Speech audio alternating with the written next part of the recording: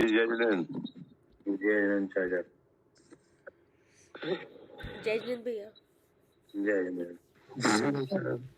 जय जिनेंद्र भाई साहब। जय।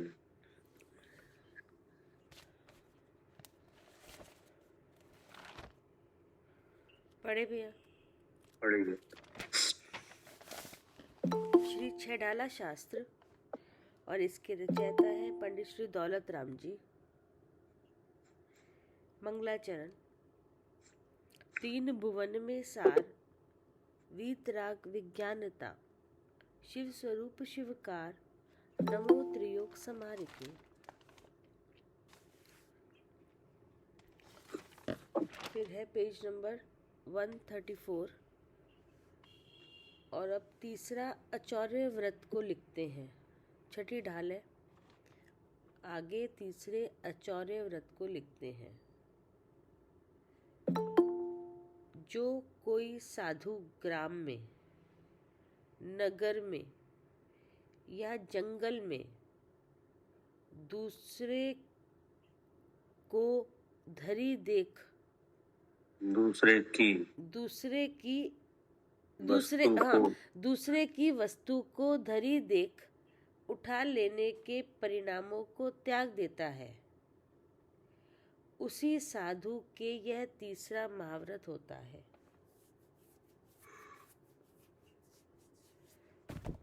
ना ये 5 महाव्रतों में तीसरा महाव्रत है अचौर महाव्रत। तो ये महाव्रत है, इन सब महाव्रतों में एक प्रयोजन है, की रक्षा के लिए है।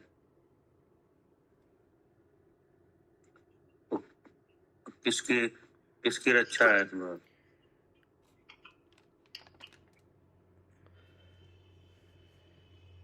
ये जैसे सुखी होने के प्रयोजन के लिए महाव्रत है ना, ये अपने स्वरूप की रक्षा के लिए। इसमें है हिंसा का बचाव। जी, हिंसा द्रव्यहान। जी जी, द्रव्य विभाग। आप जिस व्यक्ति से बात कर रहे हैं उन्होंने आपके हाँ जी भैया। जो मोक्ष मार्ग है उसमें दो प्रधान गुण है, एक तो अहिंसा और अपरिग्रह। अहिंसा महाव्रत के उपलक्षण है। जी क्या? हाँ, ये अहिंसा महाव्रत के उपलक्षण है। हाँ क्योंकि अहिंसा का विरोधी हिंसा है। अहिंसा का प्रतिपक्षी कौन है? जी,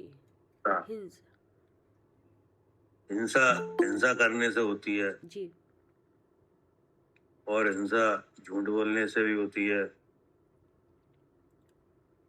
हिंसा चोरी करने से होती है, हाँ। हिंसा कुशील से होती है, हाँ। और हिंसा परग्रह से।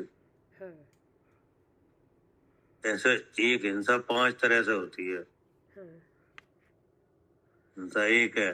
हाँ। लेकिन होती कैसे है? 5 तरीके से। 5 तरीके से। तो इस सब तरह की हिंसा ना हो, उसका नाम क्या है? अहिंसा। अहिंसा, ठीक है ना जी। अब इसमें जो अचौर्य महाव्रत है, तो अचौर्य है चोरी। जी। तो चोरी का स्वरूप बताया जा रहा है कि इस तरह की चोरी आचार के द्वारा नहीं होती, उनका परिणाम ही नहीं है। क्या? विचार में भी नहीं है। क्या नहीं है? कि जो कोई साधु ग्राम में, नगर में या जंगल में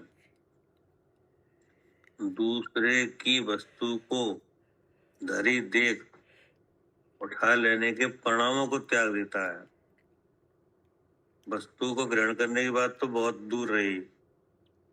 हाँ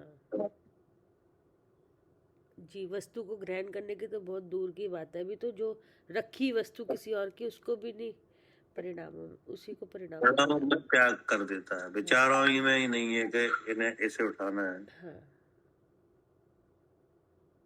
ठीक है ना। हाँ उसी साधु के यह तीसरा महाव्रत है। हाँ पढ़िए। जी। भावार्थ है, जो कोई वस्तु चेतन अचेतन ग्राम आदि में पड़ी हुई, भूली हुई, रखी हुई, जंगल के फल फूल पत्र आदि दूसरे की वस्तु धरी हुई देखकर उसको उठा लेने के परिणामों को त्यागता है,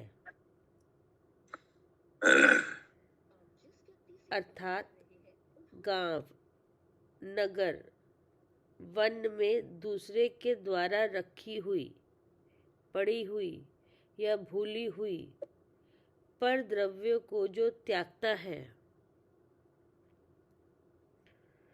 उसके ही यह तीसरा अचौर्य महाव्रत है।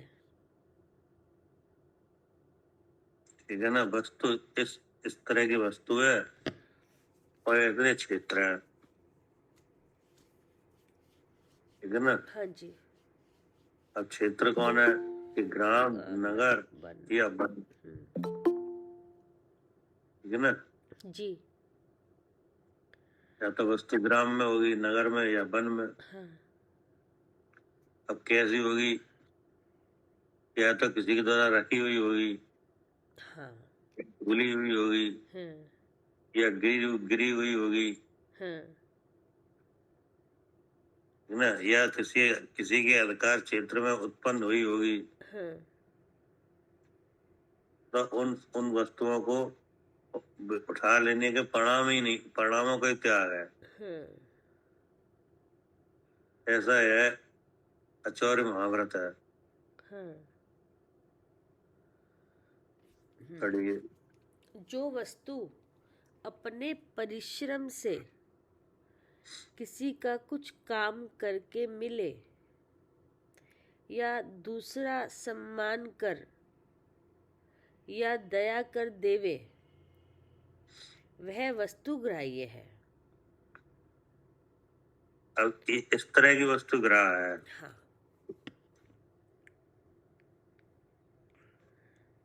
इसके सिवाय कहीं की किसी चीज को भी लेना चोरी है।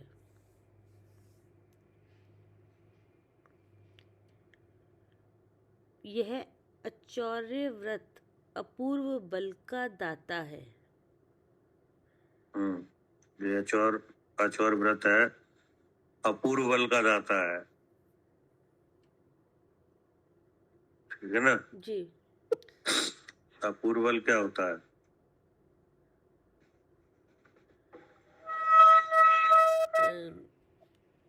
अपूर्व मतलब जो पहले नहीं था। अपूर्व बल का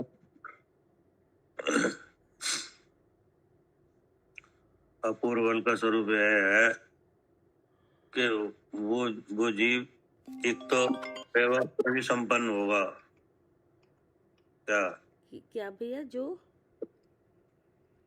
अचौर महाव्रत का धारक जीव है वह वैभव से भी संपन्न होगा जी, ऐश्वर्य से भी संपन्न होगा जी, और बल से भी संपन्न होगा।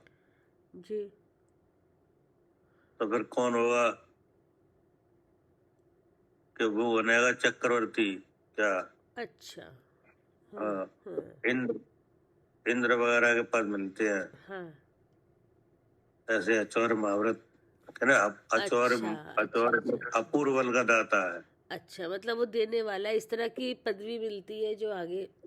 हाँ। ठीक है, ठीक है। इसके पालन कर्ता को पुण्य के उदय से अतिशय रत्नों का ढेर प्राप्त हो जाता है। हाँ। अब बताओ इन पे संपत्ति की संपदा की क्या कमी है, चक्रवर्ती की कमी है,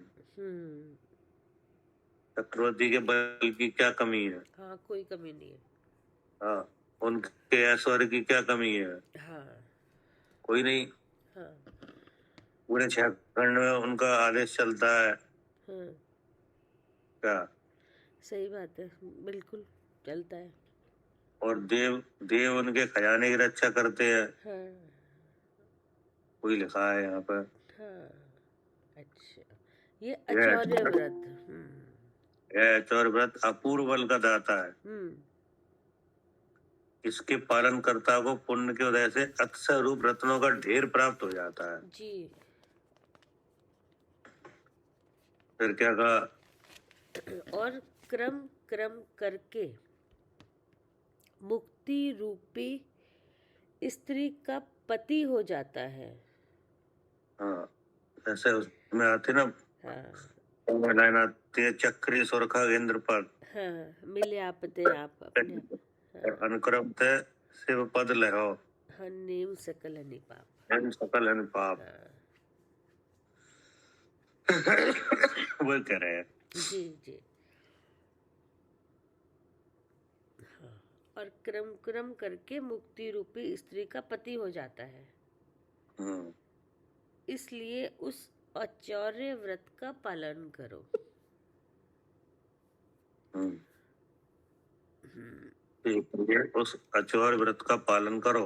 हाँ आचार्य व्रत है वो सब जगह प्रशंसनीय है। क्या? सब जगह कैसा है? सब जगह प्रशंसनीय है।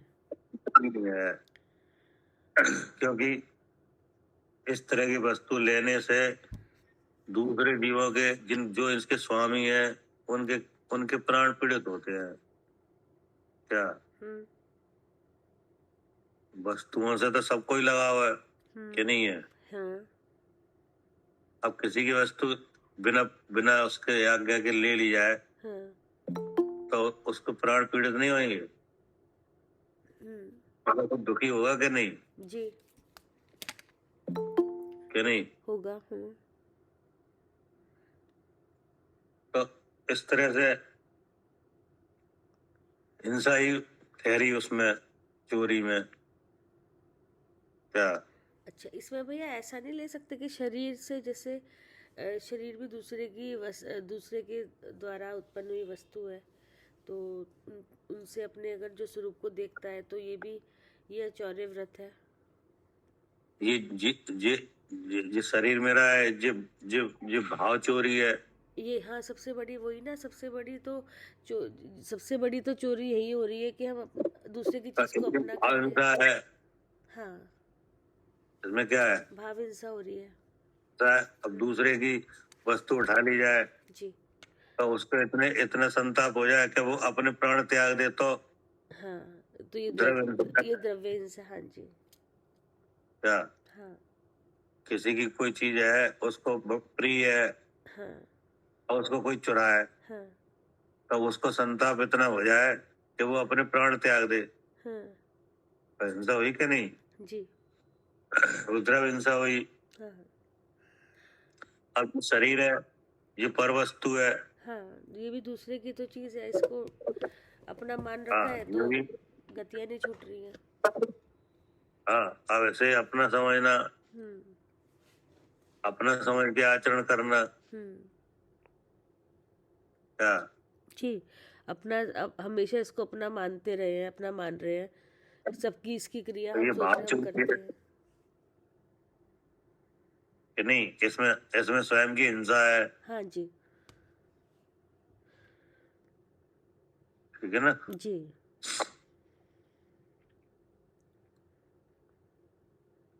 पढ़िए।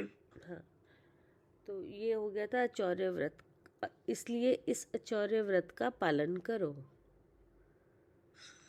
अब आगे ब्रह्मचर्य महाव्रत का स्वरूप लिखते हैं। जो वृद्धा, बाला, यौवन वाली स्त्रियों के रूप को देखकर या उनकी तस्वीरों व चित्राम धातु, पाषाण, मिट्टी आदि रूप, यौवन, लावण्यता को देखकर या उनके सुंदर मनोहर अंगों को देखकर जो उनसे क्रीड़ा करने की मनोवृत्ति को बस में कर लेना और भोग इच्छा का निरोध कर देना, अथवा वेदना नौकशाई के तीव्र उदय से मैथुन सेवन की इच्छा का होना, उसको त्यागने से यह ब्रह्मचर्य व्रत होता है।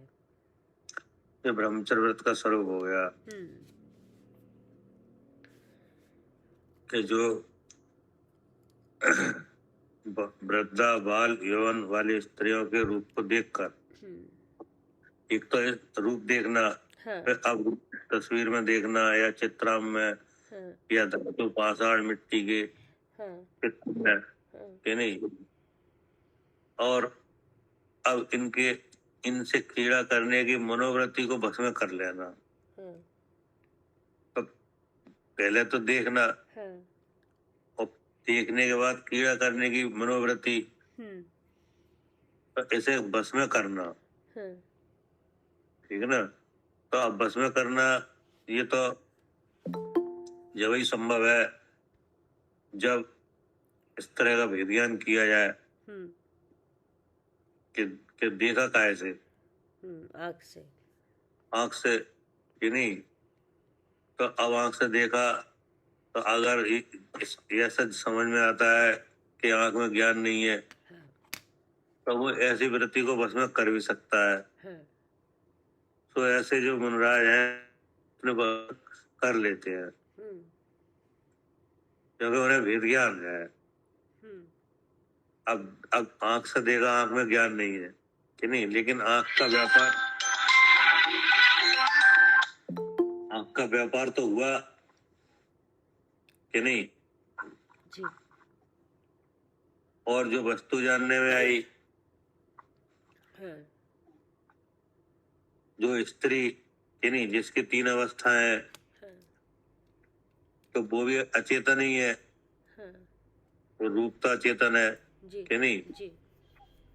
तो उसमें भी ज्ञान नहीं है और इंद्रिय में ज्ञान नहीं है, और साथ में होती है मन में वृत्ति, देखकर क्रिया करने की वृत्ति। वेद कषाय का उदय भी होता है। वो क्या है जी, कसाय जी। तो वो कसाय भाव है, उसमें भी क्या नहीं है, ज्ञान नहीं है और ज्ञान हो रहा है। तो इस तरह से भेद ज्ञान करके अपने स्वरूप को देखा जाए तो ये जो अब्रह्म है ना, ये फिर होता नहीं है, ठीक है ना। और जब मन से ही बस में हो जाता है तो वचन और काया में आते ही नहीं जी, ठीक है ना, ऐसा कह रहे हैं।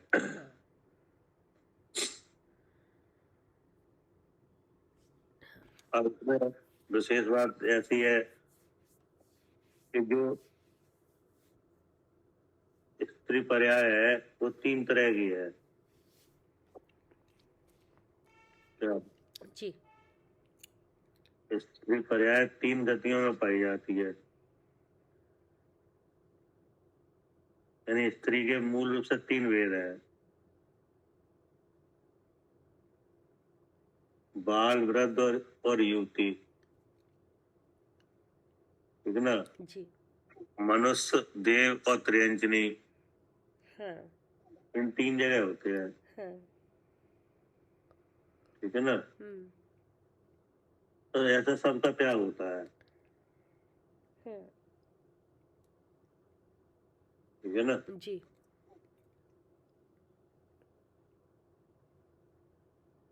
ऐसा समझो आप।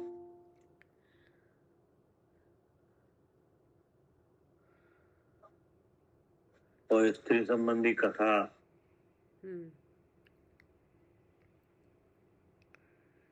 यानी तात्पर्य है कि देवी, मनुष्यनी और त्रियंजनी वृद्ध, बाल और यौवन, ऐसे 3 प्रकार है, 3 अवस्थाएं हैं। इनमें माता, पुत्री और बहन जैसा भाव रखना चाहिए, है ना।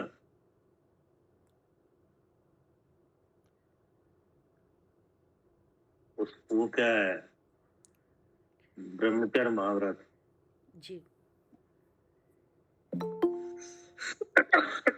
अब क्या करे। हाँ, फिर उसके आगे है स्त्री मात्र को माता, बहन, पुत्री समान समझ। स्त्री संबंधी कथा, कोमल वचन, स्पर्श रूप का देखना, पूर्व स्त्री संबंधी भोगों का याद नहीं करना, पुष्ट रस, काम उत्पन्न करने वाले पदार्थों को खाने का त्याग करना, शरीर के स्नान, तेल, लेपन, संस्कार का त्याग कर उसमें सब प्रकार का अनुराग छोड़ता है, वह देव, असुर, मनुष्य तीन लोक कर पूज्य ब्रह्मचर्य महाव्रती है।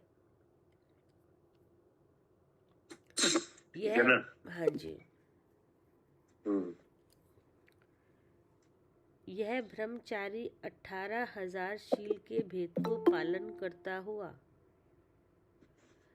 चिदानंद चैतन्य स्वरूप आत्मा राम में रमण करता है।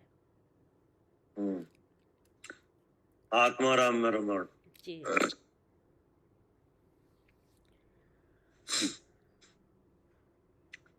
अब ये चौथा व्रत हो गया।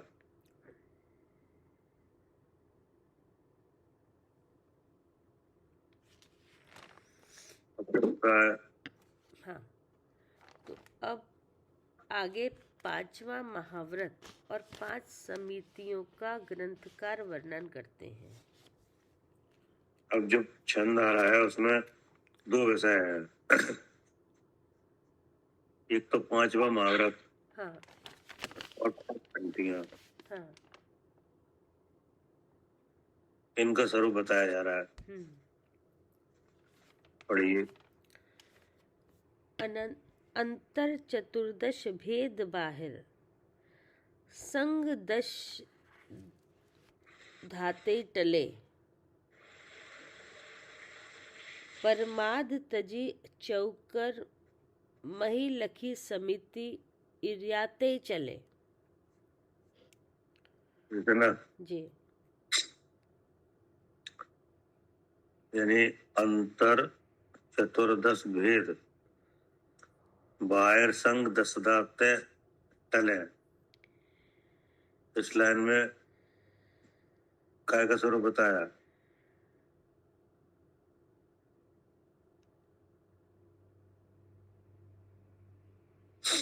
परिग्रह मतलब ये स्वरूप है ना उसका,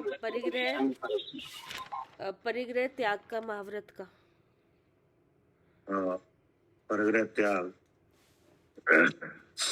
यानी अंतर चतुर्दश भेद, यानी अंतर परिग्रह 14 प्रकार का, बाहर संग 10 दाते टले, बहिरंग परिग्रह 10 तरह का, इसका त्याग, ठीक है ना। जी जी। और फिर बाद में क्या कहा, परमाद तज वही लक्ष्य समिति इरियाते चले, यानी प्रमाद छोड़ के, मतलब अपने प्रयोजन के लिए दूसरे जीवों के प्राण पीड़ित हो जाए, ऐसा प्रमाद, क्या अपने प्रयोजन के लिए, अपनी कार्य सिद्धि के लिए दूसरे जीवों के प्राण पीड़ित हो जाए, तो वो क्या हुआ, प्रमाद। तो ऐसे प्रमाद को छोड़ कर क्या कहा, प्रमाद तज, क्योंकि हिंसा का मूल कौन, हिंसा का कारण मूल कौन है, प्रमाद। हाँ तो प्रमाण तज चौकर माही। हाँ। चौकर माने क्या? चौ मतलब 4 प्रकार का। नहीं, पर चौकर माने हाथ देख के चौकर चार माने हाथ। चौकर माने हाथ। 4 अच्छा हाँ, ईयर समिति से जो है, ठीक है। चौ माने 4, जी माने हाथ। जी। चौकर माही लखी, हाँ यानी 4 हाथ जमीन देख के हाँ। समिति चिड़िया पे चले। अच्छा ये हो गई एरिया चिड़िया। समिति। हाँ अब आगे क्या कह रहे? हाँ। जग सुहितकर सब अहित हर। जग सुहितकर सब अहित हर। श्रुति सुखद सब संशय हरे। भ्रम रोग हर जिनके वचन मुख। चंद्र तय अमृत झरे। अब जी किसका स्वरूप है? भाषा ये फिर समिति। ये आ गई भाषा समिति। जी। जग सुहित कर, यानी जगत के जो जीव है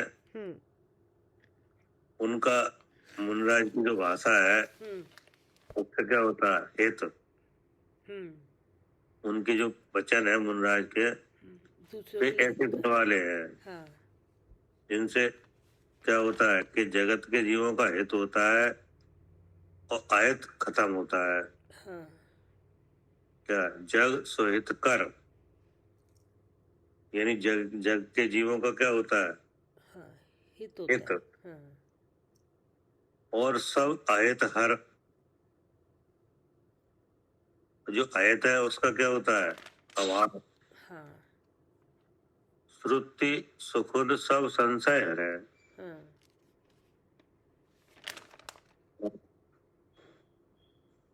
भैया आवाज जैसे कट रही। हाँ जैसे जग सोहित कर, तो जगत के जीवों का सम्यक प्रकार से हित क्या है? कि जगत के जीवों का सम्यक प्रकार का हित है कि जगत के जो जीव हैं उन्हें यह ज्ञात हो जाए कि हम जीव हैं। हाँ, ये पता चल जाए कि मैं कौन हूँ या हम जीव। क्या करे अर्चिका जी? हाँ जी भैया। जगत सोहित कर क्या है? कि सब जीवों को पता चल जाए कि हितकारी क्या है। क्योंकि हित की बात आती है तो किन के संबंध में आती है हित की बात? सब जीवों के। हाँ, हित की बात जीव के संबंध में आती है और 5 दरख्तों के हित में तो हित की बात कोई है नहीं। हाँ जी। तो अब जीवों के तो किसी भी जीव का सबसे बड़ा हित क्या है? कि अपनी शुद्ध आत्मा को जानना। तो उसे यह पता चल जाए कि हम जीव है। हाँ जी। क्या? ये पता चल जाए कि हम जीव है। हाँ। जैसे आप अभी यहाँ क्या काम कर रहे हो? स्वाध्याय कर रहे हैं।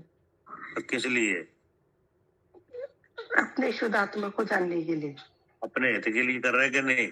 हाँ जी। तो यहाँ पे जो वचन आ रहे हैं कि नहीं, जो उनकी वाणी है उसमें यही तो बताया जा रहा है कि आप कौन हो। हाँ जी। तो ऐसे तो हित हो रहा है। जी। क्या? ऐसे इसी वाणी से हित होगा। हाँ, तो यही हित है कि जग सोहित कर और सब आयत हर। जी। तो आयत का हर क्या हो रहा है? कि मेरा नाम अर्चिका है, नाम बता रहा है, मैं जीव हूँ। तो ये तो सोहित है। आयत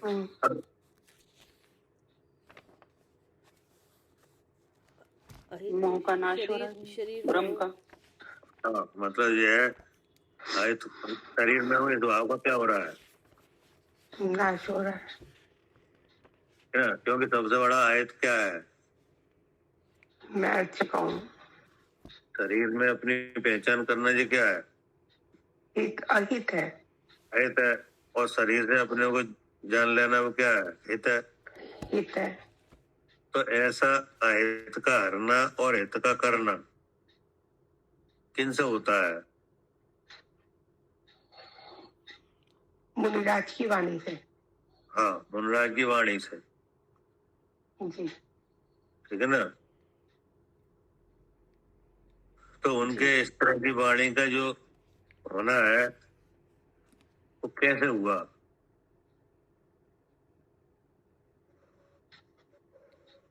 भाषा समिति से। और उनके पास इस तरह का वचन का गुण कहाँ से आया?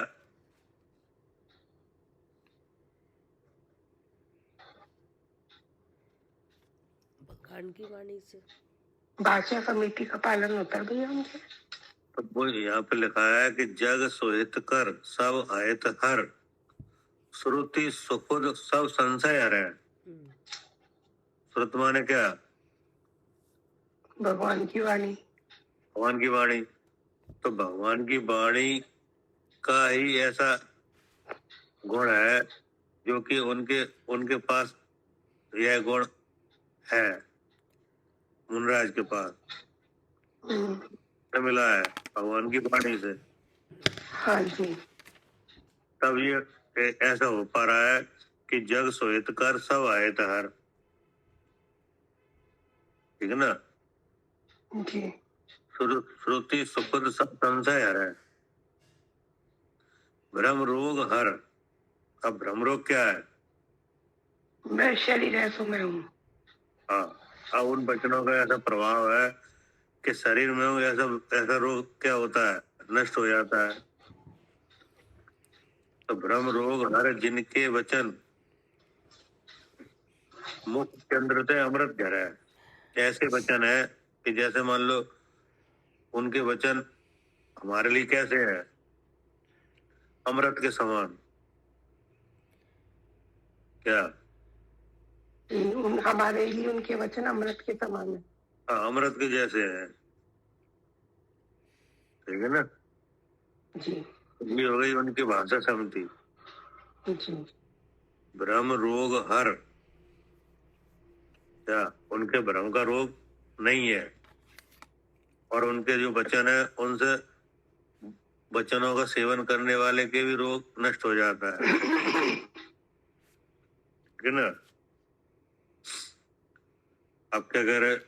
भैया मुख चंद्र तय मतलब चंद्र तय मतलब जो वचन तो मुख से ही निकलेंगे ना।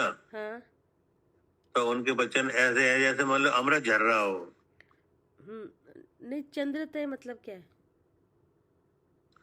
मुख को उपमा दी है चंद्रमा की। अच्छा, मुख चंद्र तय वैसे बोला। हाँ, अच्छा ये कहते नहीं तुम्हारा मुख तो चंद्रमा के समान है। अच्छा अच्छा अच्छा। तो मुख शीतलता देने वाला होता है ना। है क्या? चंद्रमा शीतलता का मानते हैं ना, तो इसलिए वो शीतल अमृत चढ़ता है। हाँ, तो अब उनके वचन ऐसे हैं कि जैसे अब जो वचन ही तो आ रहे तभी तो आप जान पा रहे हाँ मैं जी, कौन। हाँ जी, हाँ जी। हमारे लिए ये वचन कैसे हैं? अमृत जैसे हैं। अमृत जैसे है। अमृत से क्या होता है? ये प्रिय वचन। हैं? प्रिय वचन। नहीं, अमृत कभी ना मरने वाला फल प्राप्त होगा। अमृत से क्या है? अमर होते हैं। मैं सुचेता ये जान के अमर हो जाएंगे। तो अमर होना माने क्या? ये जन्म मरण का झंझट छूट जाए। फल प्राप्त करना। अमर होना माने जन्म मरण नहीं, खत्म हो जाना। तो यही तो वचन है। क्या? जब कर्म नाश हो जाए, भ्रम दूर हो जाए तो हमारे हो गए जी। फिर कौन मर रहा है? क्या? जी। ऐसे वचन है। ठीक है?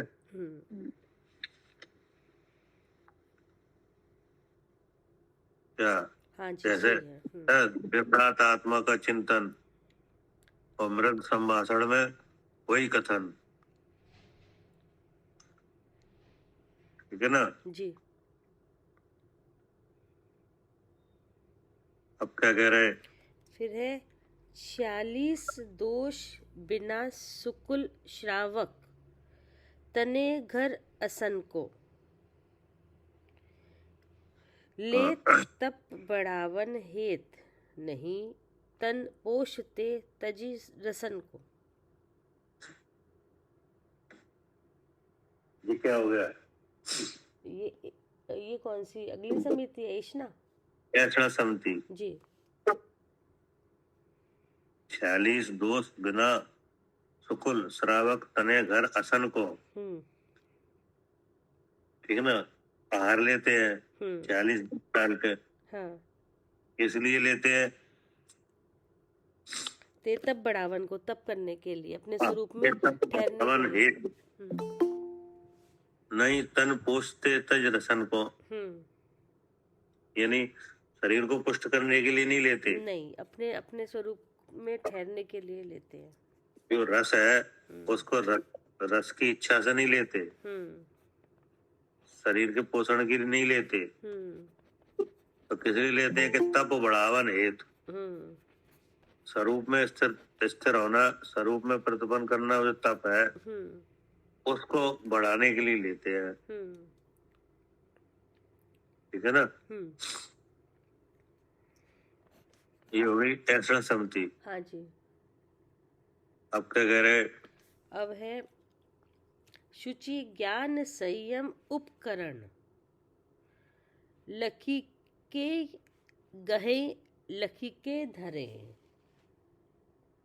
ये क्या हो गई? हाँ, आदान निक्षेपण समिति, जो देखते, मतलब कोई भी चीज रखते हैं तो उसको देखकर उठाना रखना, निक्षेपण, जीव हिंसा ना हो। हाँ। निक्षेपण समिति।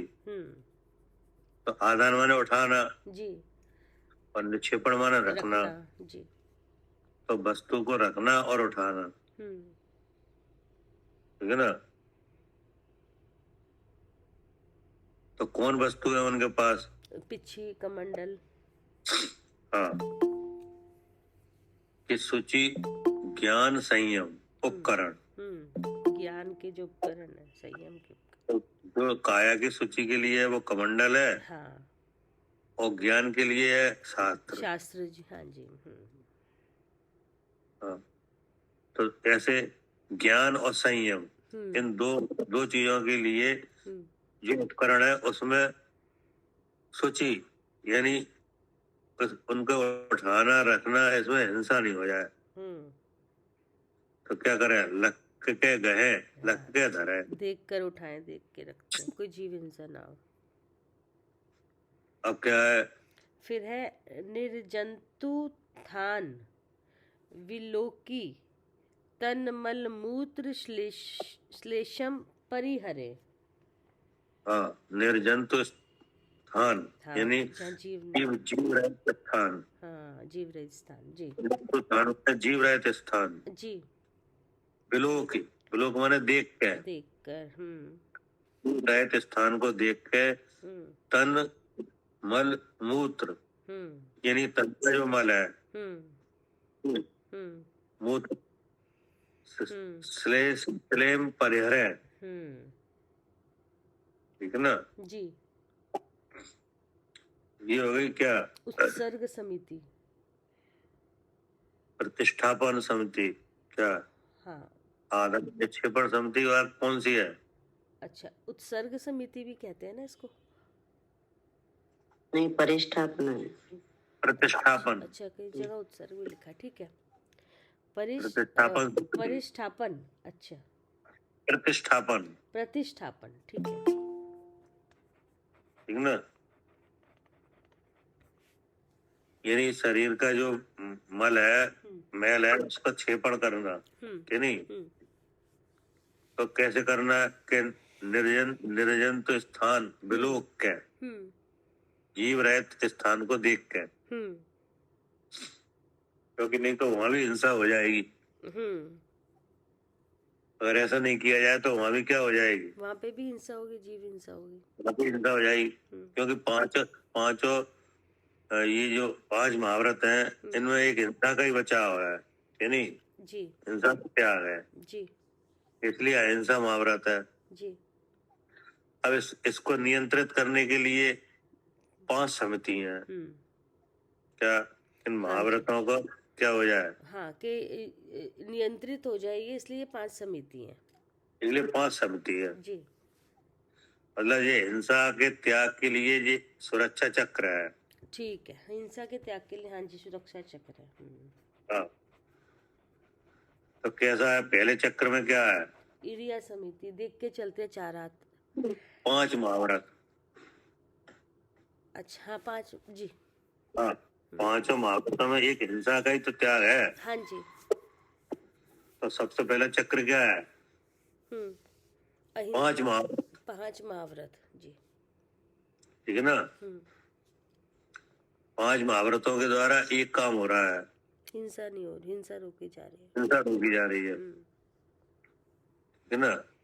क्योंकि 2 गुण प्रधान है। क्या? अहिंसा और अप्रग्रहता। अहिंसा, 2 गुण प्रधान है। जी। कौन कौन से? अहिंसा और अपरिग्रहिता। अहिंसा और अपरग्रह।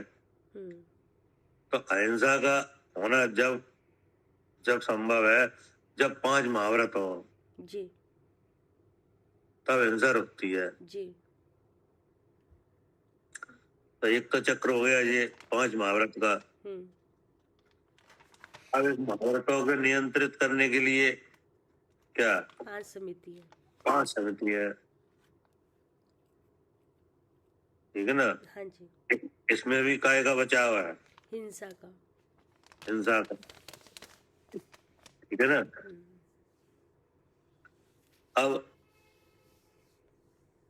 इसकी सफलता कैसे है? इंद्रिय विजय। है? इंद्रिय विजय से 3 समिति। 10 तो हो गए 5 3 गुप्ती समिति। से 3 गुप्ती से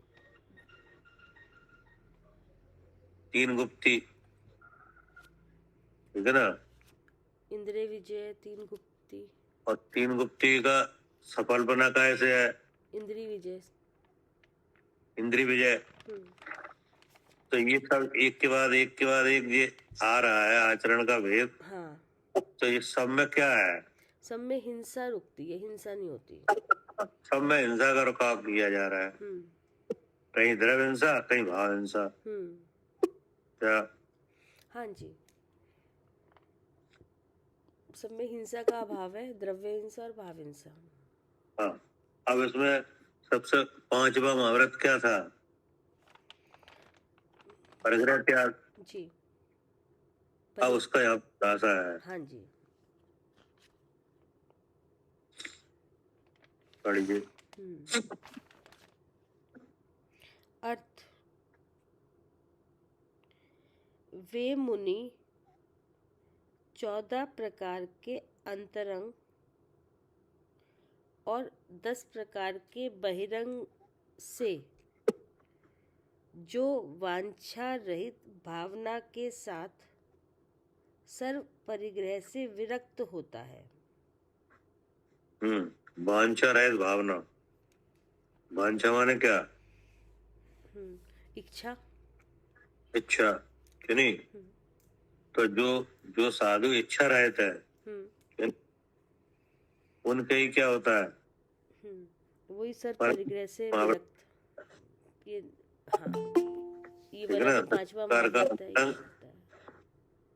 10 प्रकार का बहिरंग और 14 प्रकार का अंतरंग। ऐसा अंतरंग बहिरंग परग्रह का त्याग कितने संभव है? वांछा भावना के साथ। इच्छा नहीं, हाँ जी, वांछा रहित होता है जो। नहीं, वांछा का मतलब इच्छा। इच्छा का दूसरा नाम मूर्छा है। ठीक है ना? तो ऐसे परग्रह से विरक्त होता है। अब क्या कह रहे?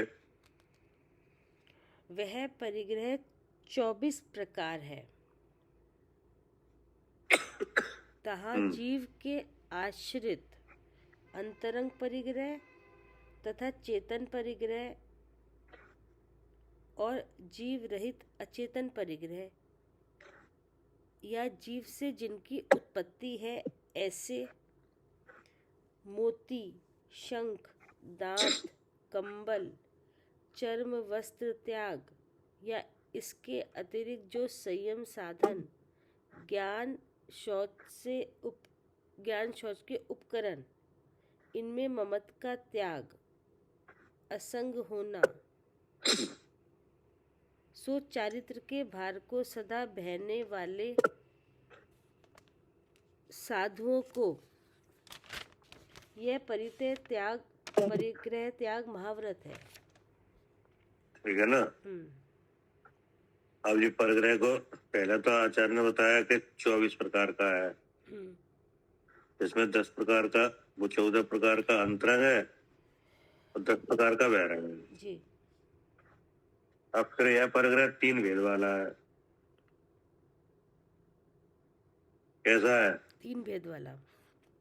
3 भेद वाला। एक तो भेद है जीव से संबंधित परिग्रह, अंतरंग परिग्रह। दूसरा है जीव से असंबंधित परिग्रह, और तीसरा है जीव से उत्पन्न। हाँ, 3 तरह का है। हाँ जी। जीव संबंधित, जीव असंबंधित और जीव से उत्पन्न। हाँ, ठीक है ना। हाँ जी।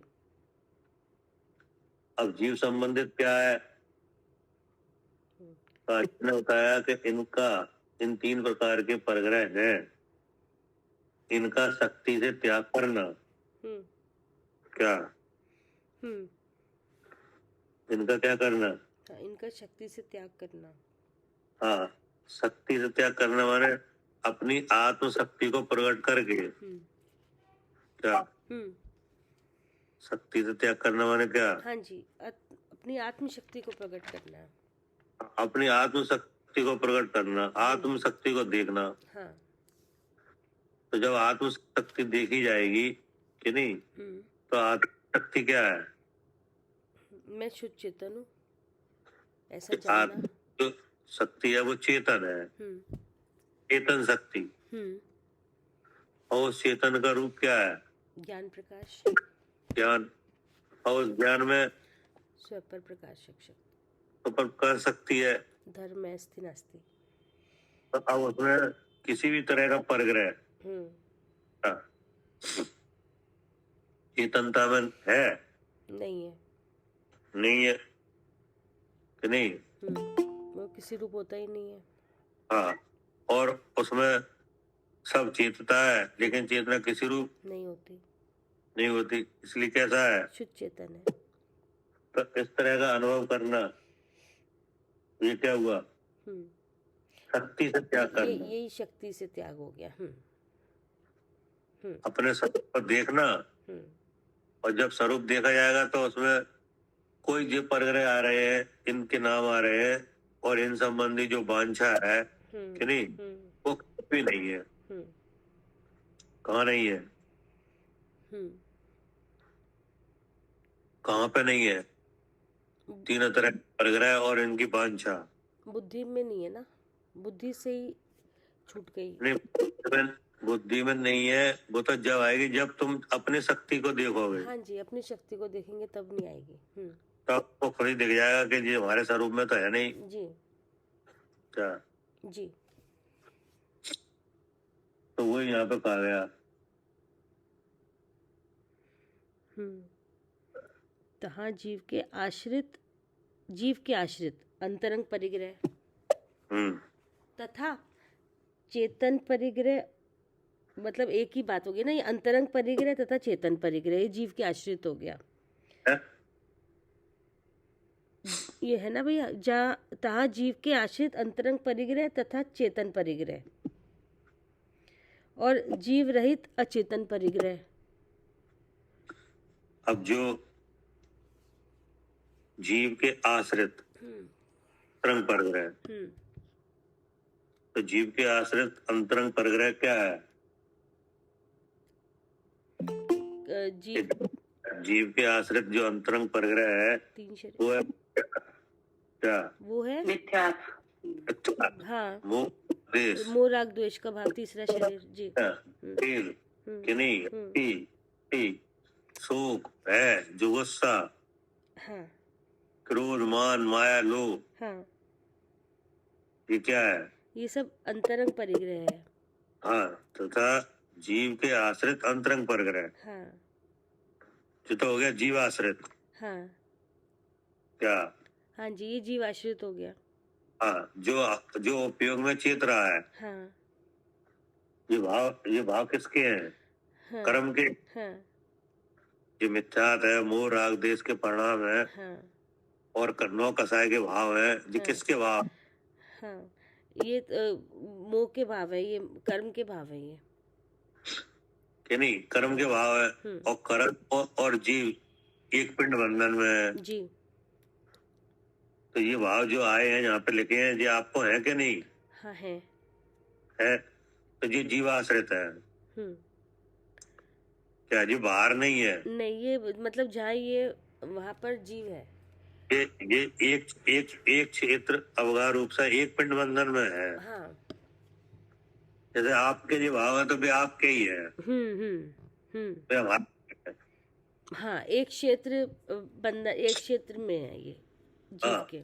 आपके साथ एक क्षेत्र में है, और आपके उपयोग का तन्मयपना है। हाँ जी। क्या? हाँ जी, उपयोग में, जहाँ उपयोग में चेतते हैं, ऐसे तन्मयपना है उनका। तो जी हो गया अंतरंग परिग्रह। जी जी जी, क्योंकि ये भाव उत्पन्न होंगे तो कहाँ पे जाने जाएंगे? हाँ, चेतन के जो उपयोग है उसमें जाने जाएंगे। उपयोग किसकी शकल है? हाँ, चेतन की। चेतन कौन है? चेतन मैं हूँ। तो जी परिग्रह किसका हो गया? हाँ, वो जीव का ही कहा जाएगा जब तक जानोगे। जीव का। जीव आश्रित हो गया, यानी आपका अगर ये भाव है जो आपकी चेतना में चेतेंगे, आपके लिए आपका परिग्रह है। अगर इन भावों में ऐसा समझोगे कि ये मैं हूँ, तब ये अपना कहा जाएगा। और ये इसका नाम यहाँ क्या दिया? जीव के आश्रित अंतरंग परिग्रह। यानी ये जो भाव है वहाँ जरूर जीव है। हाँ जी, जहाँ ये भाव है वहाँ जीव है। एक तो जी हो गया जीव आश्रित, हाँ जी, कि जहाँ ये भाव हो रहे हैं वहाँ जरूर कौन है? जीव है। जीव है। और ये जाने कहाँ जाएंगे? जीव के उपयोग में। जीव के उपयोग में। इसलिए जी ऐसा परिग्रह क्या हो गया? हाँ, इसलिए जीव आश्रित हो गया। ये हो गया जीवाश्रित भाव। अब ये परिग्रह नाम कब पाएंगे? तब आप इनको अपना मानोगे। हाँ, कि इनके होने पे, उपयोग में इनके वेदन होने पे ऐसा समझा जाए ये मेरे हैं। ये मेरे भाव है। हाँ, तब ये क्या हो गया? तभी ये हो गया अंतरंग परिग्रह। हाँ, तब ये हो गया जीव आश्रित अंतरंग परिग्रह। हाँ जी। क्या हो गया? हाँ, जीव के आश्रित अंतरंग परिग्रह। हाँ, ठीक है ना? हाँ जी। फिर लिखा तथा चेतन परिग्रह। अब जो चेतन परिग्रह है वो है जैसे दास, दासी। क्या? अच्छा, जो भार के भी अच्छा, भार का भी इसमें वो दिखा दिया ना इन्होंने। चेतन है, ठीक है। नहीं? हाँ। नौकर चाकर है, ये सब क्या है? ये भी सब चेतन है, सब चेतन स्वरूप है। चेतन है, नहीं? दास, दासी, गौ, जी ठीक है। इनका संग्रह करना क्या है? हाँ, ये सब चेतन परिग्रह है। फिर क्या लगता? और जीव रहित अचेतन परिग्रह। अब अचेतन परिग्रह क्या है? क्षेत्र, वास्तु, खेत खलियान, ये बाण, ये अचेतन है। जीव से पृथक भूत, जीव से पृथक भूत, यानी जीव से अलग। जैसे क्षेत्र है, यानी वास्तु है, वास्तु माने मकान, क्षेत्र जमीन, यानी धन, गाड़ी, सब कुछ, जितनी चीजें दिख रही हैं आपको सामने। ये सब क्या है? सब अचेतन परिग्रह है, जीव रहित है। या जीव से जिनकी उत्पत्ति है ऐसे, अब ऐसे परग्रह है। जीव से जिनकी उत्पत्ति, मोती शंख दांत। मोती की उत्पत्ति जीव से है। हाँ क्या? जी है। हाँ यानी शंख, हाँ दांत जैसे हाथी दांत, हाँ यानी कंबल वगैरह, हाँ हाँ चमड़े की वस्तुएं, ये सब क्या है? हाँ, सब ये जीव से इनकी उत्पत्ति है, यहीं से मिलती हैं सब चीजें, जीव ही से। ये इनकी उत्पत्ति जीव से है। हाँ ठीक है ना? हाँ जी।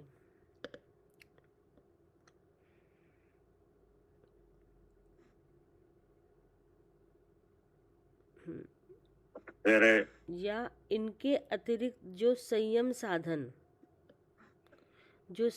साधन ज्ञान शौच के उपकरण, इनमें ममत्व का त्याग, असंग होना। हाँ, अब इसके बाद ये तो परग्रह में गिना गया सब। कोई जीव संबंधी, जीवाश्रित, कोई चेतन परग्रह, कोई अचेतन परग्रह, कोई जीव से उत्पत्ति जिनकी है ऐसा परग्रह। अब इसका तो है ही नहीं साधु के पास। अब इसके अलावा कोई परग्रह, कोई पर वस्तु है कि नहीं? हाँ, जो ज्ञान, जो शास्त्र जी है, ज्ञान का उपकरण है, और जो पृथ्वी का मंडल है, अब ये रह गया बस इतना। अब इसका तो संबंध है साधु से। उसका भी ममत नहीं है इन्हें। हाँ, कि इनमें ममत्व नहीं है। हाँ। तो अब ममत्व बिना क्या संबंध रहा? ठीक है ना? हाँ जी। इसलिए अब वो कैसे हैं? सब प्रकार से परिग्रह रहित है। हाँ, सब प्रकार से परिग्रह रहित है। ये हो गया अपरग्रह। क्योंकि परग्रह है वो हिंसा का मूल है। हिंसा नहीं रुक पाएगी। क्या? हाँ, परिग्रह है वो हिंसा का मूल है। जब तक परिग्रह रहेगा किसी भी प्रकार का, हिंसा नहीं रुक पाएगी। हाँ, और गहराई से विचार करो तो परग्रह से दोनों तरह की हिंसा है। हाँ, द्रव्य हिंसा भी है, भाव हिंसा भी है। हाँ, दोनों तरह की जी। क्योंकि परग्रह बिना परिणाम के नहीं होता। नहीं होता। तो बिना इच्छा के नहीं होता, तो इसको इच्छा है उसके साथ जो परग्रह है वो तो भाव हिंसा का कारण बन गया। अब जो चीज रखी जाएगी संबंध से क्या होगी? क्या? अब उसके संबंध से क्या होगा? परिग्रह रखने के संबंध से क्या होगा? हिंसा होगी, द्रव्य हिंसा होगी। पहले तो बिना परिणाम के परिग्रह रहता नहीं है। हाँ। ऐसे जी चीजें हैं कि नहीं, जीव आश्रित, जैसे मिथ्या कसाय वगैरह के जो परग्रह है कि नहीं, अंध परग्रह, जो बिना परिणाम के हो जाएंगे? नहीं होंगे। जैसे क्रोध है, तो क्रोध परग्रह में है कि नहीं? अंतरंग परग्रह में है। तो जी बिना परिणाम के नहीं है। बिना परिणाम के मतलब भैया जैसे बिना क्रोध है, हाँ, तो क्रोध तो क्रोधावर्णी कर्म का भाव है। हाँ जी, कि नहीं? जैसे क्रोध तो अवरत समदृष्टि के भी है, यानी अणवृत्ति के भी है। हाँ, कि नहीं है? हाँ, तो अब क्रोध है तो ये तो क्रोधावर्णी के कर्म का भाव है। लेकिन अब क्रोध का उदय हो जाए, मंद उदय हो जाए, अब वो उदय होने पे उपयोग के वेदन में आएगा कि नहीं आएगा? आएगा। जाना कहाँ जाएगा? हाँ, चेतन के उपयोग में। उपयोग में। अब उपयोग में इस तरह का, अब उपयोग का कार्य हो रहा है इंद्रिय मन से। उपयोग की प्रवृत्ति कहाँ से है? इंद्रिय से। इंद्री से, मन से। हम्म अब मन में विचार आए, हम्म क्या हम्म मन में विचार क्या है? हम्म मैं क्रोधी, हम्म ये हुआ परिणाम। जी, ये क्या हुआ? परिणाम। अब वो क्रोध है, वो परग्रह को प्राप्त हो गया, हाँ जी, हो गया। क्या नहीं? हाँ, जब ये ऐसा विचार आ गया कि मैं क्रोधी, तो ये हो गया, अब ये हो गया, परिग्रह हो गया ये। हाँ, पर का हाँ, ग्रहण हो गया, मतलब दूसरे की वस्तु थी, कर्म क्या की। नहीं? अगर परिणाम दूसरा होता, अर्थात ये क्रोध बता रहा है मैं जीव हूँ, हाँ तो फिर ये क्रोध परग्रह को प्राप्त नहीं होता। जी, ठीक है। ये कैसे हुआ परग्रह को प्राप्त? हाँ, परिणाम से। परिणाम से, कि जब ऐसा विचार ऐसा हुआ कि मैं क्रोधी। हाँ, जब जब क्योंकि उपयोग इंद्री मन से काम कर रहा है, हाँ तो अब मन में जो भाव हुआ कि मैं क्रोधी, हाँ तो अब इस भाव को जाना किसने? जानना जीव ने। जीव ने तो जाना। और वहां जी इस तरह का कोई भेद ज्ञान ही नहीं है कि मैं अलग है, क्रोध अलग है, क्या नहीं? तो अभेद विचार हुआ और अभेद अनुभव हुआ, क्या? हाँ जी, अभेद विचार हुआ, अभेद अनुभव भी हुआ। तो हुआ, तो जो अभेद अनुभव है जी क्या है? ये अब यही तो परिग्रह है। इसका नाम है जीव भाव। जीव भाव, क्या? ठीक है, हाँ जी। जीव भाव, परिणाम, जीव का परिणाम। जीव का परिणाम ऐसे हो गया है ये परग्रह को प्राप्त। हाँ जी, ठीक है। अगर इसमें भाव नहीं होता, क्या? अगर इसमें जीव भाव, अगर इसमें भाव नहीं होता, जीव भाव में क्रोध का भाव होता, और ऐसा विचार नहीं होता कि मैं क्रोधी, तो ऐसा मैं क्रोधी ऐसा ज्ञान भी नहीं होता। हाँ जी, तो फिर जीव भाव होते ही नहीं जी। तो जीव भाव नहीं होता, तो जो परग्रह नाम नहीं पाता। लेकिन परग्रह नाम कैसे हुआ? हाँ, क्योंकि जीव भाव हुआ यहाँ पर। जब क्रोध का उदय आया तो जीव के जानने में आया, और उस वक्त वेद विज्ञान बुद्धि में उस वक्त था ही नहीं बुद्धि में कि ये अलग है और मैं अलग हूँ। हाँ, तब क्या हुआ? जीव भाव तब हुआ। ये हुआ जीव भाव।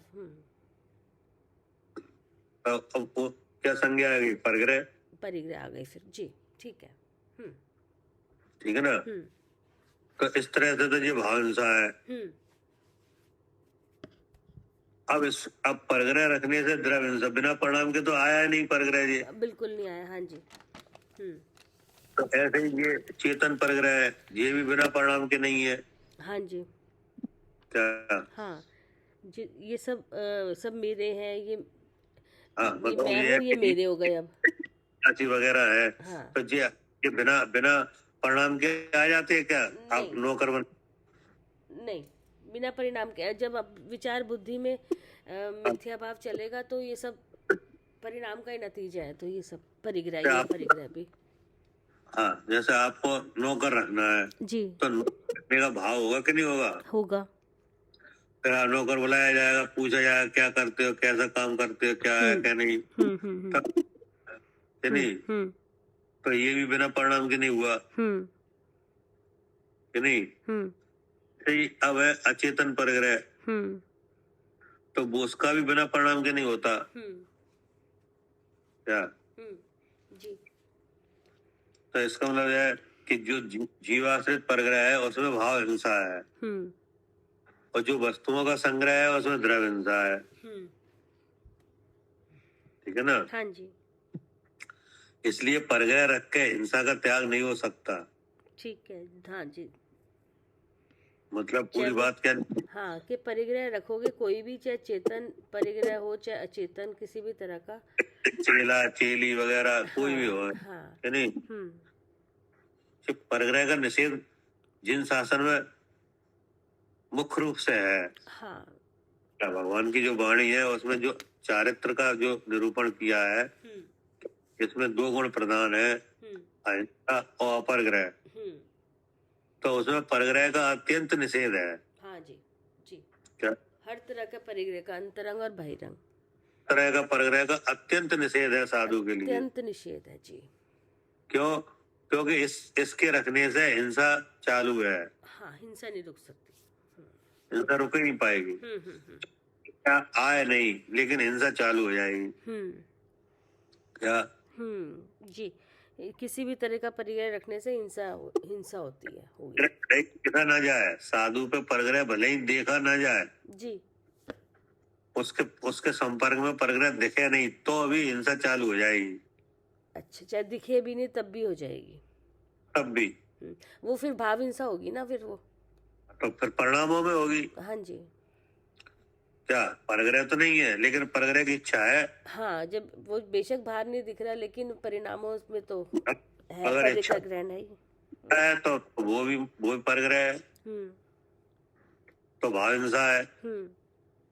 और अगर कहीं परग्रह आ गया तो वो तो दिख ही रही है, साक्षात द्रव्य हिंसा। हाँ, तो फिर दोनों तरह की हिंसा चालू है। क्या? हाँ जी, पहले हाँ भाव हिंसा रुकेगी, तब द्रव्य हिंसा भी रुकेगी।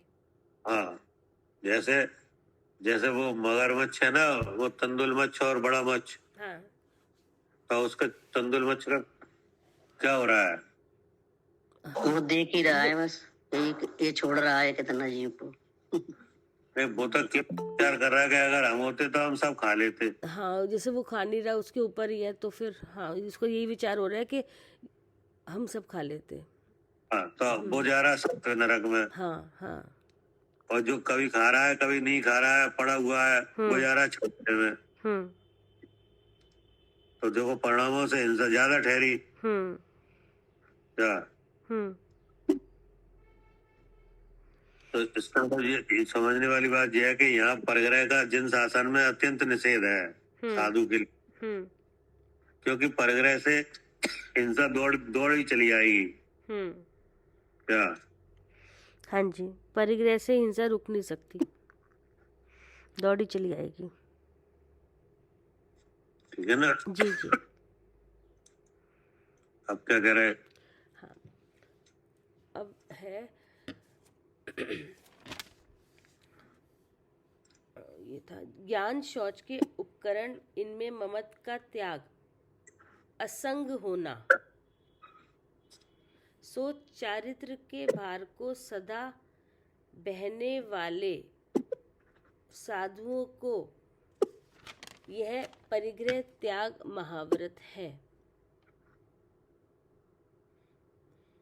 यही परंपरा करके पंचम गति जो मोक्ष, तिसका कारण है। हाँ, परंपरा से जिकाय का कारण है। हाँ, मोक्ष का कारण है, मोक्ष का। इसलिए उपमा रहित सुख के स्थान जो आत्मा उसकी प्राप्ति के लिए अपने आत्मा में निवास स्थान बनाकर स्थित रहे। हाँ, निवास स्थान का बना है। हाँ, अपनी आत्मा ही अपना निवास स्थान है। स्थान बना हो। हाँ, अपना निवास स्थान क्या बना है? हाँ, आत्मा ही बने, फिर कोई निकाल ही नहीं पाएगा बाहर अपना घर। जो स्थिति चलायमान ना हो और सुख का स्थान हो, जो कि जगत के जनों को दुर्लभ हो, अर्थात आत्म स्वभाव में लीन होना सुलभ नहीं किंतु दुर्लभ है। हाँ, बोले जो निवास स्थान है ये दुर्लभ है। पता ही नहीं स्थान का। हाँ, क्या? जी, झोपड़ी में रह रहा है जी, कि नहीं? जी, अब वो देख रहा है महल। जी, झोपड़ी है, उसके सामने क्या है? महल है। जी, तो झोपड़ी में रहने वाला क्या देख रहा है? महल को देख रहा है। अब वो सोच रहा है जी महल में होना हमारे लिए क्या है? हाँ, ये बहुत मुश्किल काम है महल में रहना। और हम तो कहाँ से महल है हाँ, कि नहीं? हाँ, अब महल में रहने वाला क्या देख रहा है? महल में उससे ऊपर देख रहा है, इससे ढाले देख रहा है वो, याद कि भाई हम यहाँ तक में रहने वाला है मनुष्य। वो देख स्वर्गों के सुख को देख रहा है वो, देवों के विमान हाँ, कि नहीं? हाँ, जो प्रसाद है हाँ, कि नहीं? हाँ, कि वहाँ ज़्यादा सुख से रह सकते हैं, यहाँ से भी ज़्यादा वहाँ सुखी हैं। तो ये इन सबसे दुर्लभ स्थान कौन सा है? सबसे दुर्लभ स्थान तो सिद्धालय है, मोक्ष। कि सबसे दुर्लभ स्थान है आत्मनिवास।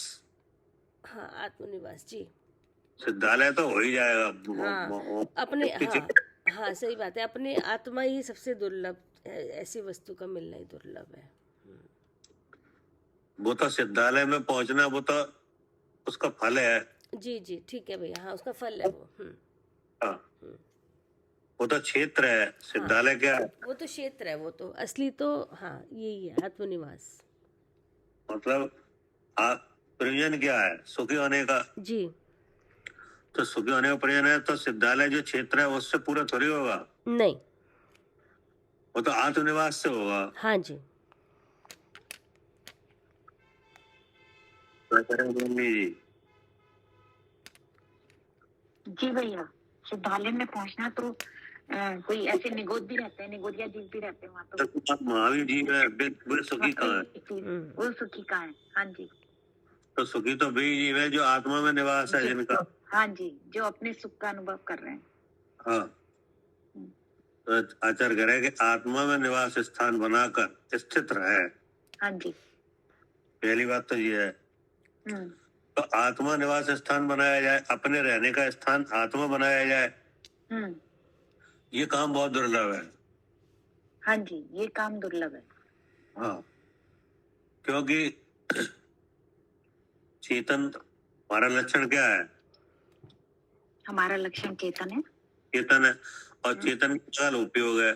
हाँ जी। आपकी प्रवृत्ति इंद्रिय से है, मन से है। हाँ, इंद्रिय और मन से है। इंद्रिय मन से है। तो चेतन के उपयोग की प्रवृत्ति इंद्रिय मन से हो गई। अब उपयोग कहाँ आ गया?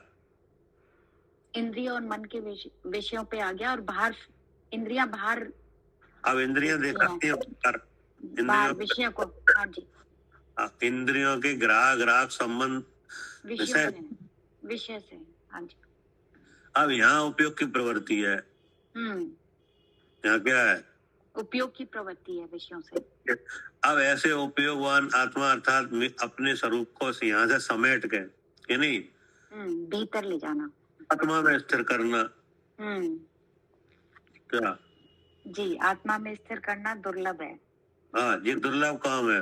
ये दुर्लभ काम है। तो 5 इंद्रियों मन के द्वार से बाहर प्रकट हो रहा है जो आत्मा की शक्ति है, चेतन शक्ति है, जिसकी व्यक्ति ज्ञान है। वो ज्ञान 5 इंद्रियों मन के द्वार से व्यक्त हो रहा है। हाँ जी।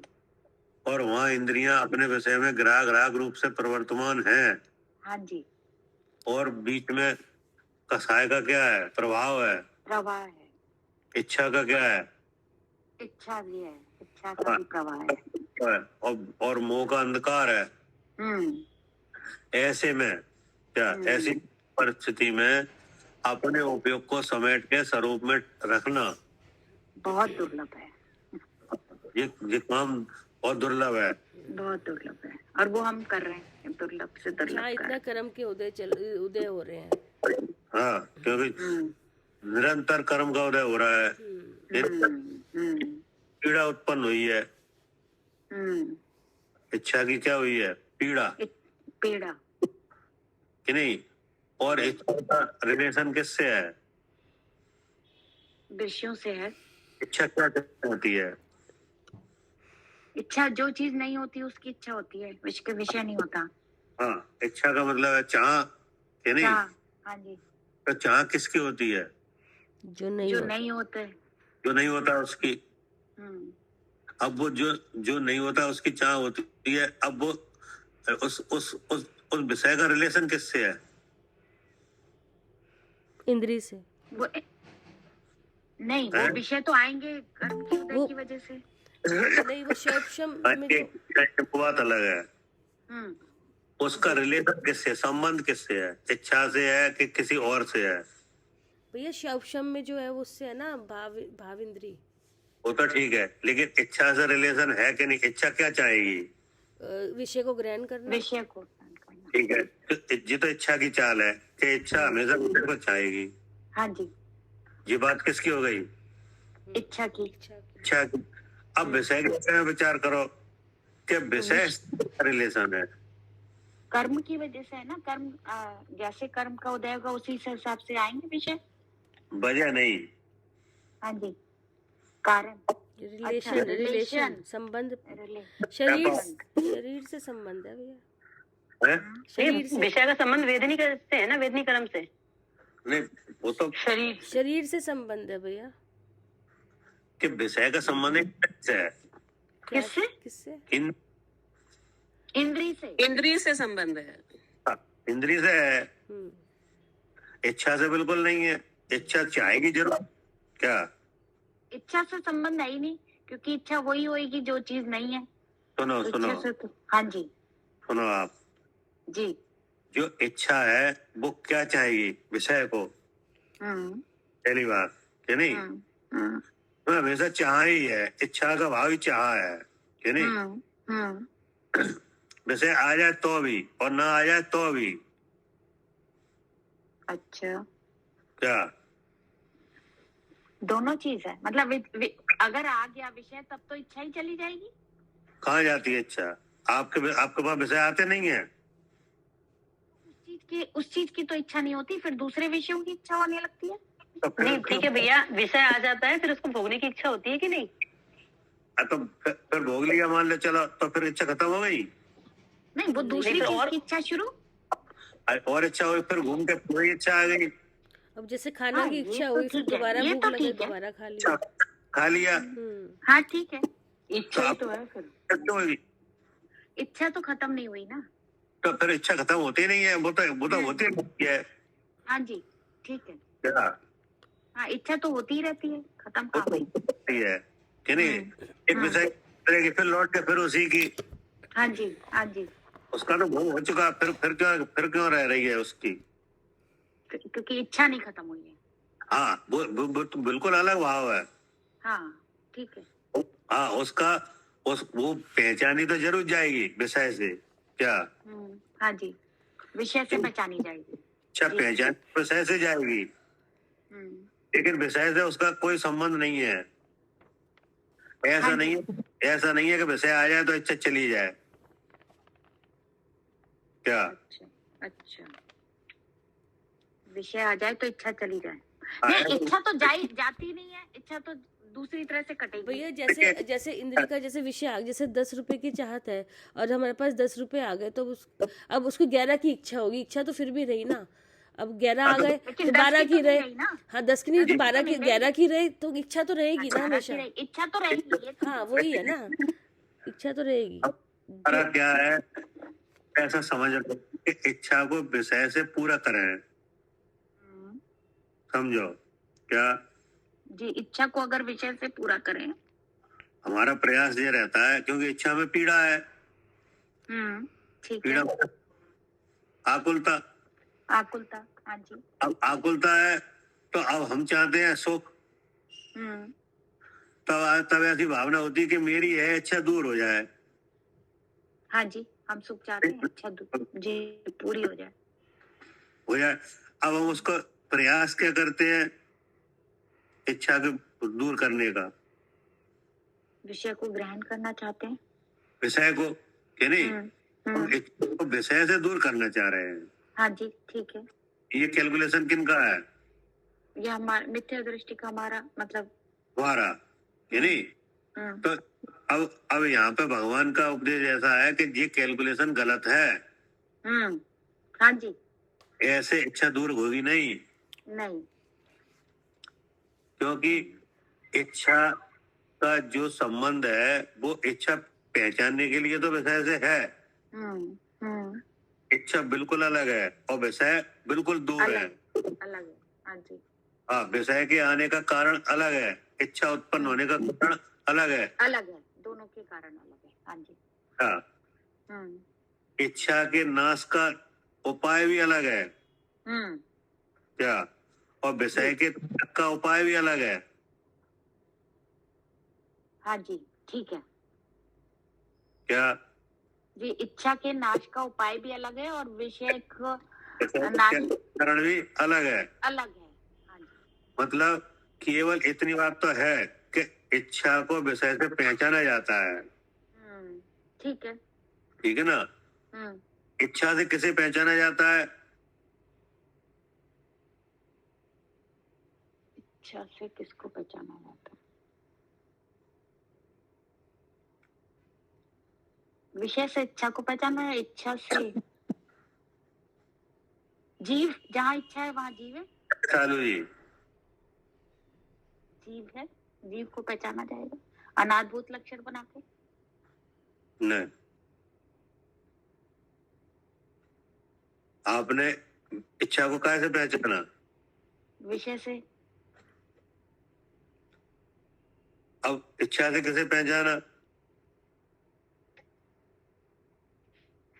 भैया इंद्रिय नहीं, नहीं, कषाय को भी है। अरे इच्छा कषाय तो एक ही। इच्छा ही का नाम कसाय है।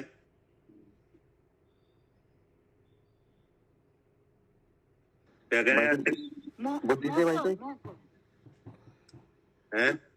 मोह नहीं आएगा साथ में, जब तक इच्छा तभी होगी जब तक मोह है। तो फिर ऐसा कहो ना कि इच्छा से मोह को पहचाना जाता है। हाँ जी, मोह को पहचाना जाता है। ठीक है। ऐसा नहीं हो सकता कि इच्छा हो और मोह हो ही नहीं। क्योंकि जहाँ मोह होगा वहीं इच्छा है, और इच्छा नहीं तो मोह भी नहीं। क्या कह रहे हैं? नहीं, उल्टा हो। हाँ जी भैया, इच्छा से मोह को पहचाना जाता है कि मिथ्या भाव हो रहा है यहाँ पर, तभी इच्छा हो रही है। अच्छा है, तो ये बात जरूर होगी कि इच्छा मुझे हो रही है। हाँ जी। तो ये क्या हुआ? मोह। हाँ जी, मोह। हाँ जी। मतलब ये है कि उन भावों को पहचानने के लिए एक दूसरे के रिलेशन तो है। हाँ। ठीक है। नहीं, लेकिन ये स्वरूप से अलग अलग है। हाँ, ये सब स्वरूप से अलग है। सब अलग। इच्छा है, या इच्छा की जो पहचान मोह से होती है, वो सब भाव अलग नहीं है। हाँ। क्या भैया? जो इच्छा तो उसका स्थान अलग है। हाँ, इच्छा का स्थान अलग है। जी। इच्छा का स्थान विषय में नहीं है। इच्छा का स्थान इंद्रिय में भी नहीं है। नहीं, इंद्रिय अलग पार्ट है। हाँ जी, और विषय अलग चीज है। वो बाहर है, वो भी अलग है, उसका भी स्थान तीसरा शरीर। हाँ जी। इनका उपचार भी अलग अलग है। उपचार भी अलग अलग है। हाँ जी। प्रयास क्या है कि हम इच्छा को विषय से खत्म करना चाह रहे हैं। हाँ। क्या? हाँ, हम चाहते हैं कि इच्छा से विषय को खत्म करें।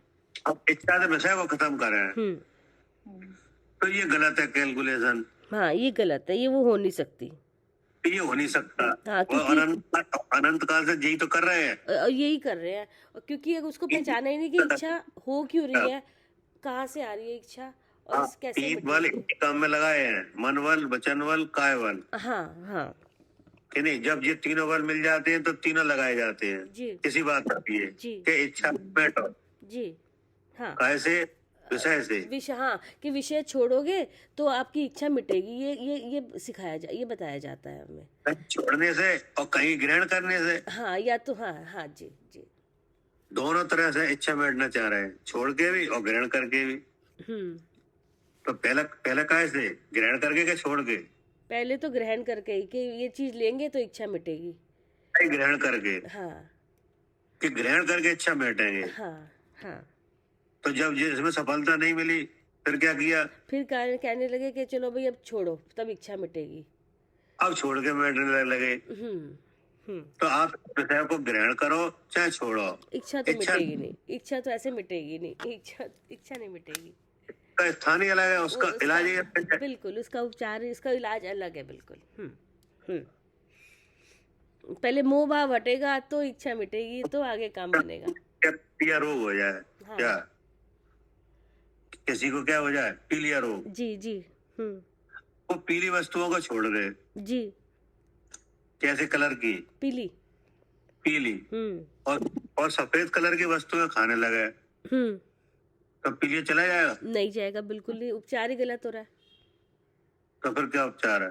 उपचार तो यही है कि पहले पीली, जहाँ पे बीमारी, उस बीमारी का इलाज, और लीवर से पीलिया होता है तो उसका इलाज होगा तो पीलिया जाएगा। बाहर से वस्तुएं छोड़ने या ग्रहण करने से तो पी लिया जाएगा नहीं।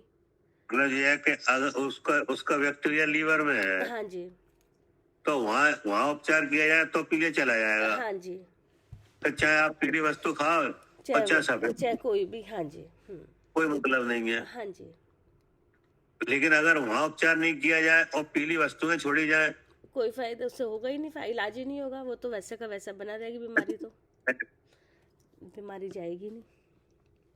इच्छा खत्म करने के लिए चाहे विषय लियो या छोड़ो, हाँ जी, इच्छा जाएगी नहीं, जी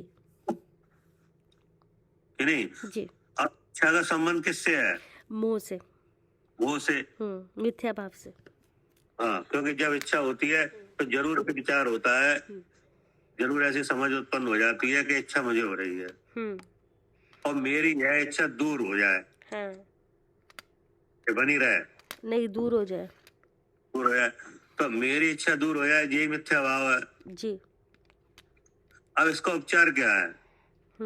कि इसको जिससे संबंध है मोह मिथ्या भाव, तो उससे उसको उस मोह को लक्षण बना लो, या वो जो अब तो ये आई कि मेरी इच्छा, हाँ, इसमें इच्छा में भाव क्या आया? मेरापन, मेरी इच्छा मुझे हो रही है। हाँ, इच्छा मुझे हो रही है कि नहीं? तो चक्कर नहीं, सीधा मुझे देखने लगो। जी, क्या जी, कि ना देखो, सीधा मुझे देखने लगो।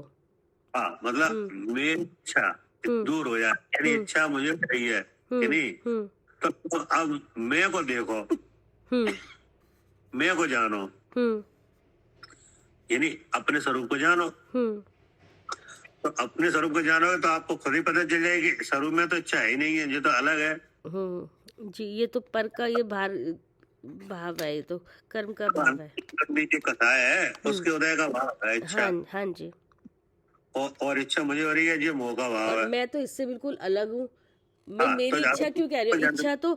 इच्छा जब इसका मालिक मिल गया भैया, तो दूसरे की ये चीज है, और मैं इससे बिल्कुल अलग हूँ, मैं इसका मालिक हूँ ही नहीं, तो मैं अलग है ये, तो फिर इसका भाव मिट जाएगा। फिर जाना जाए तो क्या मोह रह सकता है? नहीं रह सकता, फिर नहीं रह सकता। और अगर मोह नहीं रह सकता तो जिसको मोह नहीं है उसकी इच्छा रह सकती है? बिल्कुल भी नहीं। तो इलाज कहाँ निकला? तो इलाज तो यही निकला कि मैं को पहचानो। हाँ, मैं को जान। हाँ, ठीक है ना जी। मैं को जानोगे तो मिथ्या भाव नहीं होगा, मिथ्या भाव नहीं होगी तो जिसके संबंधी जो इच्छा आ रही है वो सब आगे का पाठ सारा खत्म। तो सही उपचार है, वो सही उपचार है। कि नहीं? और विषय से उसे पूरी करना ये तो सही नहीं है, होगा ही नहीं, उपचार ही नहीं होगा, बीमारी जाएगी ही नहीं, क्योंकि विषय आते ही नहीं है वहाँ पे इच्छा पे। हाँ जी भैया, बिल्कुल। इच्छा तीसरे शरीर में, विषय बाहर है जी। और वो उसके अकॉर्डिंग थोड़ी आता है, उसका जो साता, जब सामग्री जो आती है वो साता के उदय से आती है, वो वहां से जाता है उसका विषय से कभी भेंट नहीं होती। हाँ, क्या? हाँ जी, कभी भेंट नहीं होती इच्छा की विषय से। इच्छा वाला शरीर अलग है, हाँ, और जब पैदा इमेज बन रही है वो शरीर अलग है। वो इमेज वो भी अलग है, बल्कि जो इमेज बन रही है वो भी अलग है, और जो जिसमें से सामग्री वो भी अलग है। विषय तो बहुत दूर है। जी भैया। क्या करे आरती? हाँ जी भैया, विषय तो बहुत दूर है। हाँ, पहाड़ी जो तुम्हें दिख रहा है, क्या? जी, जो दिख रहा है वो तो बहुत दूर है, वो तो हाँ जी, बहुत दूर है। हाँ जी, तुम्हारी इमेज बन रही है वो अलग जगह बन रही है, हाँ जी, और इच्छा उत्पन्न हुई है वो अलग जगह हुई है। हाँ जी। तो फिर मैचिंग कभी होगी नहीं इसकी। हाँ, सही बात है, सबके स्थान ही अलग अलग हैं। कभी ऐसा होता है कि इच्छा चली जाती है और बच्चा खूब रहते हैं। हाँ, और भोग भी खूब होता है। हाँ, लेकिन इच्छा बिल्कुल नहीं है। इच्छा नहीं है। जैसे भरत जी महाराज। हाँ, हाँ जी, इच्छा नहीं है और वैसे बहुत खूब भोग हो रहे हैं। नहीं जी, लेकिन उन्होंने अपना निवास स्थान कहाँ बनाया है? उनका निवास स्थान वो तो वहाँ तो इच्छा है ही नहीं भैया, निवास स्थान तो वो तो अपनी आत्मा को जानते हैं। हाँ, तो उनने अपना निवास स्थान अपनी आत्मा को बनाया है जी। क्या? हाँ जी। तो ये काम क्या कठिन है? कहने का मतलब ये है। हाँ जी भैया, अगर समझ में आ जाए तो नहीं है। नहीं, अब फिर और कठिन है कि अगर आपने निवास स्थान बना भी कि नहीं, जी। तो स्थिर होना कठिन है। हाँ जी भैया, ठीक है, वो कर्म के उदय चल रहे हैं ना, तो स्थिर होना कठिन है। हाँ, अपने आत्मा में निवास। एक बात, जो स्थिति चलायमान ना हो, पहले तो स्थित होना कठिन है, फिर चलायमान ना होना ये और भी कठिन है क्या? क्या भैया? पहले तो स्थिति होना कठिन है, ठीक है। और स्थित हो गए चलायमान ना हो ये और भी कठिन है। जी। हाँ अगर जी। चलायमान नहीं होते तो 48 मिनट में केवल ज्ञान हो जाए। हाँ जी, तो वो चलायमान ना हो ना, और भी कठिन है। हाँ, वो और भी कठिन है। ठीक है। जगन्नाथ भगवान को केवल ज्ञान होने में कितना समय लगा दीक्षा के बाद?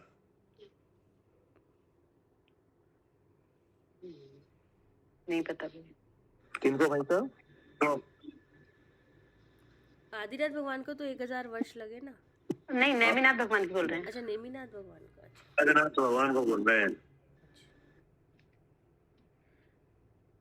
और महावीर भगवान को कितना समय लगा? हाँ, उनको 72 वर्ष में उनको केवल ज्ञान हो गया था।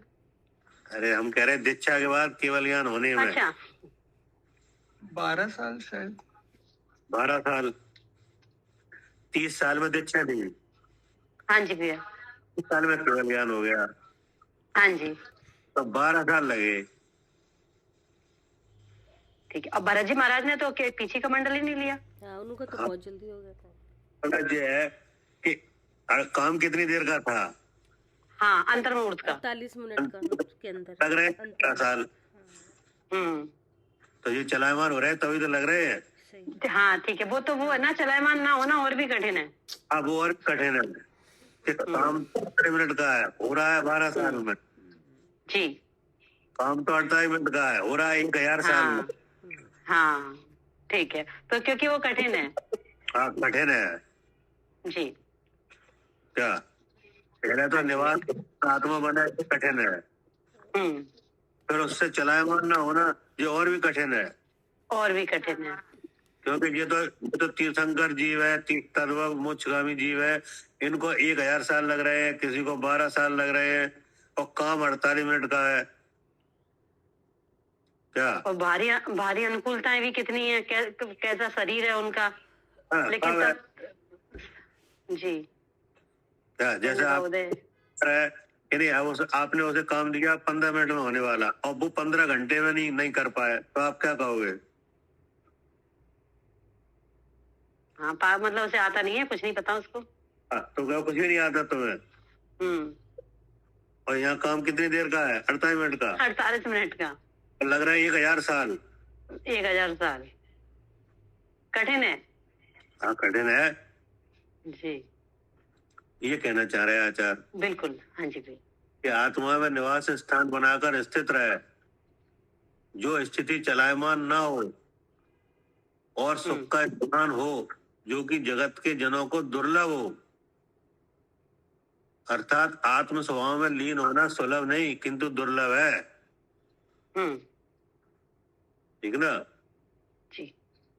वो इस महाव्रत से मिलता है क्या?